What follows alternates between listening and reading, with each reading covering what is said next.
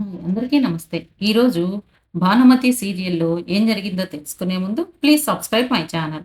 ఇక సీరియల్‌లోకి వెళ్తే స్టేషన్‌లో ఉన్న బలరాంను విడిపించడానికి లాయర్ గారు బెయిల్ తీసుకొని వస్తారు. కానీ ఆలోపే బలరాం గారి తమ్ముడు కొడుకు జరిగిందంతా యూట్యూబ్‌లో పెట్టేస్తాడు. అది చూసిన బెయిల్ పేపర్ ఇచ్చిన లాయర్‌ని ఈ వీడియో చూపించి మీ బెయిల్ ఇందుకు సరిపోదు అని చెప్పి వెనక్కి పంపిస్తాడు.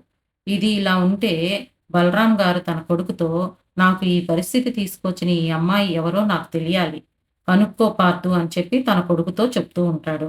అక్కడ భానుమతి ఏమో ఎవరికీ తెలియకుండా ఎగ్జామ్ రాయటానికి వెళ్ళి ఎగ్జామ్ కూడా రాసి ఇంటికి వచ్చేస్తుంది.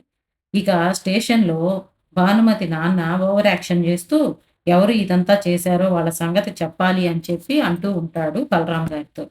తర్వాత ఒక కానిస్టేబుల్ గారు పక్కకు తీసుకువచ్చి భానుమతి వాళ్ళ నాన్నని, "నీ కూతురే ఇదంతా చేసింది. తనే ఫోను చేసింది. నేను మైనర్‌ని. నాకు ఈ పెళ్లి ఇష్టం లేదు అని చెప్పి చెప్పింది" అని చెప్పి చెప్తాడు.